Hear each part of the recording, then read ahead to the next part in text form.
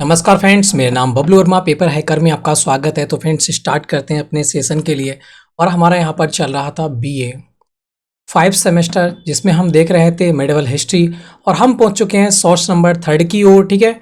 और इसमें हम क्या देखने वाले हैं, अध्याय नंबर 1 से स्टार्ट करेंगे। सोर्स नंबर कौन सा है, सोर्स कोड जो हो जाएगा अपना 3 हो जाएगा, ठीक है, ये वाला। तो ये थर्ड हम देखने वाले हैं। और अध्याय नंबर 1 स्टार्ट करते हैं। तो इसमें हम क्या देखने वाले हैं, इसमें हम देखने वाले हैं यूरोप में आधुनिक युग का प्रारंभ, ठीक है। जब यूरोप, आपको पता है, जब हम 1400 ईस्वी के आगे निकलते हैं तो उसके बाद में आपको यूरोप का जो आधुनिक युग देखने को मिल जाता है, जिसमें आपको पोप देखने को मिलेगा, है ना। पोप की महत्ता देखने को मिल जाती है यहाँ पर। मैंने आपको थर्ड सेमेस्टर में बहुत अच्छे प्रकार से पोप के बारे में पढ़ाया था, यूरोप के बारे में समझाया था। वहाँ पर जब बात करते हैं, वहाँ पर सामंतवाद आता है, ठीक है। उसके बाद में आधुनिक क्रांति वहाँ पर स्टार्ट हो जाती है। उसके बाद में जब पोप का खात्मा होता है, तब फिर यूरोप का व्यापार स्टार्ट हो जाता है ना। तो वो हम सब कुछ पढ़ चुके हैं पहले ही। अब हम क्या पढ़ेंगे, अब हम इसमें देखने वाले हैं एमसीक्यू क्वेश्चन यहाँ पर पढ़ेंगे हम, ठीक है। एमसीक्यू अगर आप थर्ड सेमेस्टर अच्छी प्रकार से पढ़ा होगा, फोर्थ सेमेस्टर पढ़ा होगा, तो 5 सेमेस्टर अच्छी प्रकार से आपको समझ में आता होगा, ठीक है। तो करते हैं यूरोप में आधुनिक युग का आरंभ। और जिस किसी को पीडीएफ वगैरह चाहिए या फिर ऐप नोट्स चाहिए, तो आप कहाँ जाएंगे, और वहीं पर आपको प्लेलिस्ट का लिंक मिल जाएगा, ठीक है। प्ले लिस्ट का वहीं पर लिंक मिल जाएगा, और प्रीवियस ईयर पेपर भी आपको वहाँ पर अवेलेबल हो जाएंगे, ठीक है। कहाँ पर जाना है, हमारी साइट www.paperhacker.online। बिल्कुल फ्री ऑफ कोर्स है आपके लिए। कोई भी डाउनलोड करना चाहते हैं पीडीएफ, बिल्कुल फ्री ऑफ कोर्स आपको वहाँ पर मिल जाएगी, ठीक है। स्टार्ट करते हैं, चलो। ऐप डाउनलोड कर लो, फुल स्क्रीन पर खोलते हैं। बेहतर है ऐप डाउनलोड कर लेना, ठीक है, आराम से पढ़ते रहना। फिर चलो आगे बढ़ते हैं फिर। और जो कुछ बुक वगैरह आपके पास ना हो, तो आप कमेंट में लिख दिया करो कि ये बुक हमें चाहिए, तो वहाँ पे डाल दिया करेंगे, ठीक है। अब बढ़ते हैं, स्टार्ट करते हैं। पहला क्वेश्चन आपके सामने है कि सामंतवाद का चरमोत्कर्ष कब था। जो सामंतवाद आया था उसका चरमोत्कर्ष कब होगा, ये बताएंगे। देखो 3 ही भागों में डिवाइड होगा, या तो प्राचीन काल होगा, या फिर मध्य काल होगा, या आधुनिक काल होगा, ठीक है। प्राचीन काल में ऐसी कोई महत्ता हमें देखने को मिली नहीं थी, ना कोई व्यापार हुआ करता था। सब लोग अपने अपने सीमित थे। लोग खाना खा बात करते हैं, जानवरों को मार के खाते थे। प्राचीन काल तो आपको सबको पता ही होगा। उसके बाद में प्राचीन काल में ऐसी कोई रूढ़ियाँ भी नहीं आई थी। उसके बाद में आगे हम पहुंचेंगे मध्यकाल। मध्यकाल से जब डेवलप होना स्टार्ट होता है, उसी समय से आपको सब कुछ देखने को मिलता है, ठीक है। तो यहाँ पर क्या हो जाएगा, वो भी हम किसकी बात कर रहे हैं, वो भी हम प्राचीन काल की बात कर रहे हैं। आधुनिक काल के अंतर्गत 3 भागों में डिवाइड किया गया, प्राचीन काल, मध्यकाल और आधुनिक काल। तो उसी के अंतर्गत जो मध्यकाल का जो भाग है, वो हमारे किसका जाएगा, सामंतवाद से संबंधित हो जाता है, ठीक है। तो आराम से याद है, इसमें कोई याद करने की जरूरत भी नहीं है, तो याद तो है ही आपके लिए, ठीक है। आगे बढ़ते हैं, नेक्स्ट की बात करते हैं। सामंतवाद की प्रमुख विशेषताएं थी। सामंतवाद की क्या विशेषताएं थी, जागीर, संरक्षण, संप्रभुता, उपयुक्त सभी। तो ये तो सिंपल है कि सामंतवाद के जो लोग थे, आपको पता है, जब पोप का समय होगा 1800 1400 से आगे निकलेंगे, 1400 से 1900 का जो काल है, वो आपको सारा की सारा जो मध्यकाल देखने को मिल जाता है। उसके अंतर्गत जागीर प्रथा, संरक्षण और संप्रभुता की यहाँ पर बात करते एक प्रकार से उलझे हुए थे यहाँ पर, ठीक है। तो यहाँ पर आंसर क्या हो जाएगा, उपयुक्त सभी बिल्कुल सही आंसर हो जाएगा। ये तो आप आराम से लगा सकते हो इतना तो। अगली बात करते हैं, यूरोप में आधुनिक युग का आरंभ कब से हुआ था। तो ये बहुत इंपॉर्टेंट है कि अब देखो, प्रारंभिक युग तो समाप्त हो चुका है, ठीक है। मध्यकाल, अब हमारा क्या आ चुका है, आधुनिक युग आ चुका है। आधुनिक युग मतलब यहाँ पर क्या होंगे, हम लोग डेवलप होना स्टार्ट होंगे, है ना। हम लोग क्या होंगे, जो रूढ़िवादी हैं उनसे निकलने की कोशिश करेंगे। तो ये कब होता है, बस यही बताना है हमें। तो यूरोप में आधुनिक युग का आरंभ कब हुआ था। तो यूरोप की बात करते हैं, तो यहाँ पर ऐसे याद करो, रो माने कोई रोने की बात हो रही है।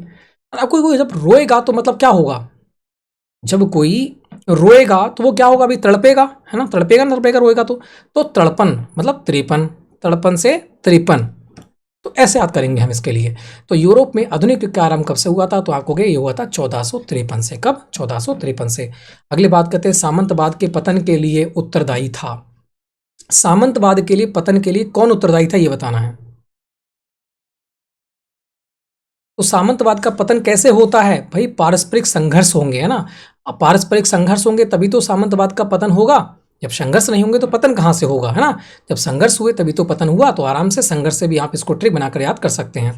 अगले बात करते हैं, काली मौत या ब्लैक डेथ नामक महामारी यूरोप में कब फैली थी।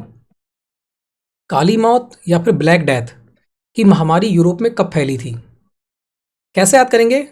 फोड़, किसी को फोड़ देना, है ना। जब किसी को फोड़ दोगे तो क्या हो जाएगा, वो काला ही पड़ जाएगा, वो तो है ना, मर जाएगा, काला पड़ जाएगा। तो फोर मतलब 14, ऐसे आराम से इसको याद कर लेंगे। तो 14वीं शताब्दी, कौन सी, 14वीं शताब्दी। अगली बात करते हैं, सामंतवाद का आस्तीन में ऐसा हथियार छिपा था जो किसी दिन उस पर वार करेगा, प्रसिद्ध कथन किसका है।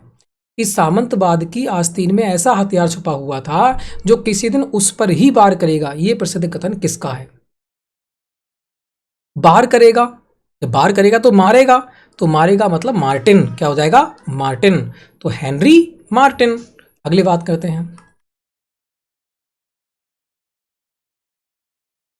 ठीक है, नेक्स्ट क्वेश्चन देखेंगे।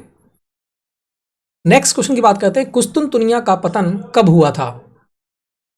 कुस्तुनतुनिया का पतन कब हुआ था। कुस्तुनतुनिया, तुनतुनिया है ना, तो ता आ रहा है, तो तीन तीन वर्ड देखो कहां पर है, तो तीन यहां पर है 1453 में। कब, 1453 में।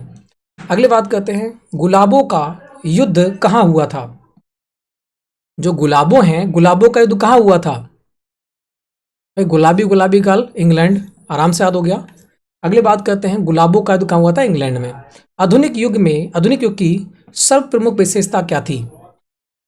आधुनिक युग की जो विशेषता थी वो क्या थी। आधुनिक युग में क्या हुआ, अभी हम पढ़ के आए ऊपर, सामंतवाद का पतन हुआ। क्या हुआ, सामंतवाद का पतन हुआ, ठीक है।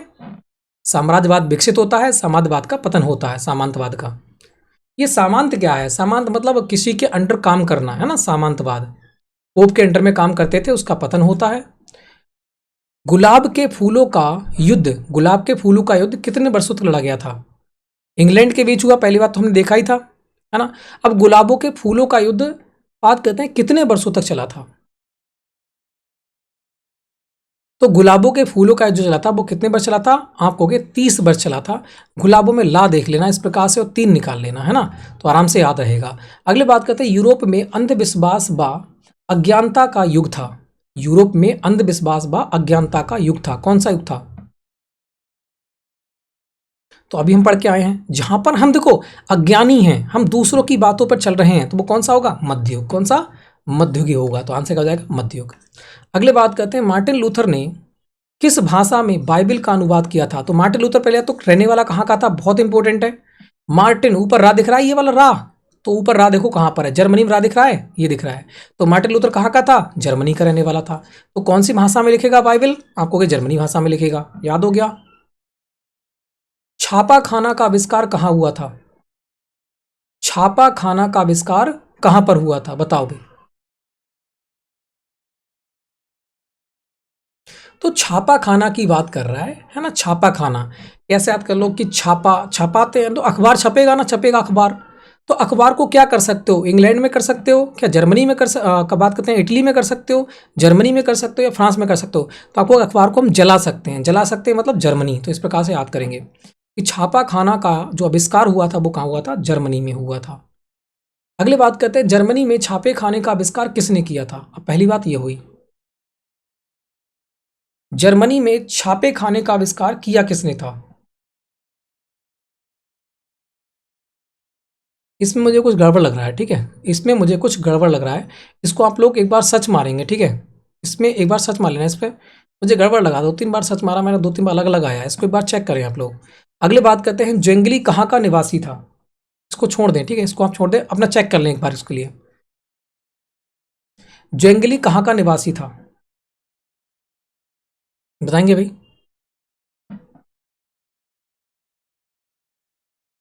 ज़्वेंगली मतलब जंगली की बात कर रहा है, जंगली कहाँ जाएगा भाई, कहीं ना कहीं जाएगा, है ना। गो मतलब चला गया, तो गैन, तो गैन मतलब चला गया, गो माने चला गया, गो देखो जी, है ना, जी माने गाँव जाएगा, गा माने गाँव जाएगा। इस प्रकार से हम याद कर लेंगे, टोगेन, टोगेनबर्ग, ठीक है। तो जंगली कहाँ का निवासी था, टोगेनबर्ग का निवासी था। अगली बात करते हैं, नेक्स्ट क्वेश्चन रखा है, इनमें से किसके आध्यात्मिक अभ्यास नामक पुस्तक लिखा था। जो आध्यात्मिक अभ्यास है वो किसकी पुस्तक है, ये हमसे पूछ रखा है। आध्यात्मिक अभ्यास जो है वो किसकी पुस्तक है।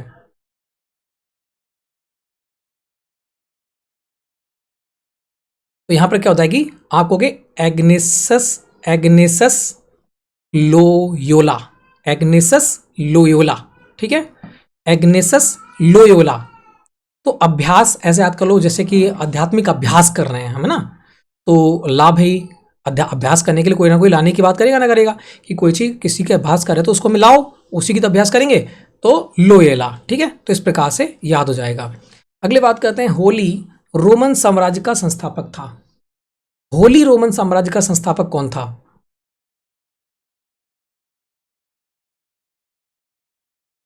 होली की बात कर रहे हैं, होली, ठीक है।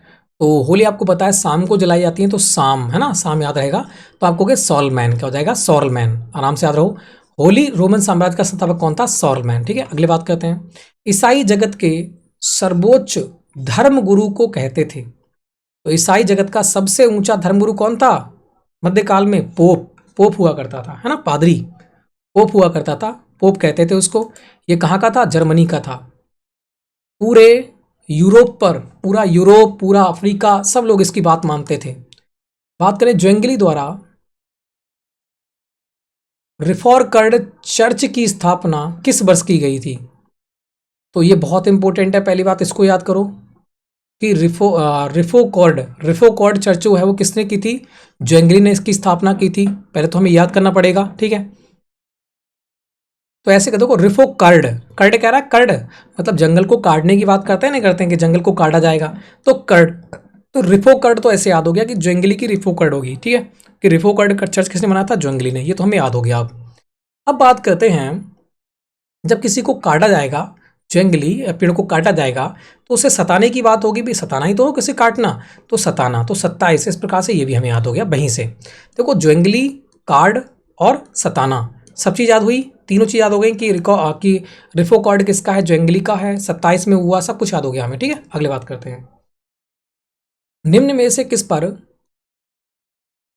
नास्तिकता का आरोप लगाकर जिंदा 1915 में जला दिया था? तो नास्तिकता का आरोप लगाया था पोप ने और उसको जिंदा जला दिया था, वह कौन था? सॉरी, 1915 की बात कर रहा है। हाँ, तो बताओ आंसर क्या हो जाएगा इसमें? इसको जिंदा जला दिया था भाई, उसको हु बना दिया था, हु माना हुस, ठीक है। तो ऐसा आंसर हो जाएगा, हु बना दिया उसके लिए, है ना। तो जॉन हुस को, किसको? जॉन हुस को। अगली बात करते हैं, इग्नोसियस लोयोला का जन्म कब हुआ था? इग्नोसियस लोयोला का जन्म कब हुआ था? तो ये हुआ था 1991 में। कब हुआ था? 1991 में। इसको याद करना पड़ेगा। अगले बात करते हैं, निषिद्ध पुस्तकों की सूची किसने प्रकाशित की? निषिद्ध पुस्तकों की सूची, जो निषिद्ध पुस्तक थी उनकी सूची किसने तैयार की थी? तो कौन? पवित्र रोमन सम्राट ने। किसने? पवित्र रोमन सम्राट, पोप की बात कर रहे हैं यहां पर। तो निषिद्ध पुस्तकों की सूची किसने प्रस्तुत की थी? भाई पोप ही करेगा। तो पवित्र रोमन सम्राट पोप ने, ठीक है। अगली बात करते हैं, पूर्वी रोमन साम्राज्य की राजधानी थी। पूर्वी रोमन साम्राज्य की राजधानी, ये तो बिल्कुल आराम से याद रहेगा, कुस्तुनतुनिया थी। कौन सी? कुस्तुनतुनिया। ये बहुत इंपॉर्टेंट है, पूर्वी रोमन साम्राज्य की राजधानी कौन सी थी? तो कुस्तुनतुनिया थी। ये 100% आपको याद होना चाहिए, ठीक है। अगली बात करते हैं, वालेंस्टाइन का संबंध था, जो वालेंस्टाइन था उसका संबंध किससे था? तो वालेंस्टाइन का संबंध पवित्र रोमन साम्राज्य से था। किससे? पवित्र रोमन साम्राज्य से था वालेंस्टाइन का संबंध, ठीक है। अगला क्वेश्चन तुम्हारा, मार्टिन लूथर 94 शोध प्रबंध किससे संबंधित थे? देखो जो आपको याद करने की चीजें हैं वो मैं याद करा रहा हूँ, और ये तो आप वैसे याद कर सकते हो कि इसमें सबसे बड़ा वर्ड कौन सा है? कुस्तुनतुनिया, आराम से लगा दोगे। इसमें भी देखो पवित्र रोमन सम्राट, आराम से लगा दोगे, ठीक है। तो ये कुछ याद करने की हिंट तो ऐसी छोटी छोटी मिली जाती हैं। अगले बात करते हैं, मार्टिन लूथर 94 शोध प्रबंधन किससे संबोधित थे? देखेंगे तो आपको रोमन कैथोलिक चर्च के सुधार के लिए, किसके? रोमन कैथोलिक चर्च के सुधार के लिए संबोधित किए गए थे। तो मार्टिन लूथर ने 94 शोध प्रबंध किससे संबंधित थे? तो मार्टिन लूथर 94 शोध थे, ये रोमन कैथोलिक चर्च जो पोप हुआ करता था उसके सुधार से संबंधित थे। अगली बात करेंगे, इनमें से कौन पोप लियो दसम का प्रतिनिधि था? लियो दसम, दसम माने 10, 10 को 10 कहते हैं ना इंग्लिश में, तो देखो 10 देख लो, क्या हो जाएगा? टेंट जल, कौन हो जाएगा? टेंट जल। तो इस प्रकार से ये भी हमारा जो लेसन था वो समाप्त होता है, ठीक है। 26 क्वेश्चन थे तो इसमें हमने कवर किए, ठीक है। और ये हमारा चल रहा है आपको हो गया सोर्स कोड नंबर 3, ठीक है। थर्ड हम पढ़ रहे थे यहाँ पर, और इसमें हम पहुँच चुके हैं कि वो यूनिट नंबर 1 हमने कवर कर लिया, ठीक है। जल्दी हम यूनिट नंबर 2 भी कवर करेंगे और जल्दी इसको भी हम समाप्त करेंगे, ठीक है। तो वीडियो अच्छी लगी तो वीडियो को लाइक करना। पीडीएफ अगर डाउनलोड करना है तो आप डाउनलोड कर सकते हैं हमारी साइट पर जाकर www.paperhacker.online। बिल्कुल फ्री ऐप कोर्स आपको अवेलेबल है। ऐप्स डाउनलोड करोगे, ऐप भी मिल जाएगा आपको, फुल स्क्रीन पे खेलने वाला होगा वो भी, ठीक है। बेहतर प्रकार से आप तैयारी कर सकते हैं। फ्रेंड, जय हिंद, जय भारत।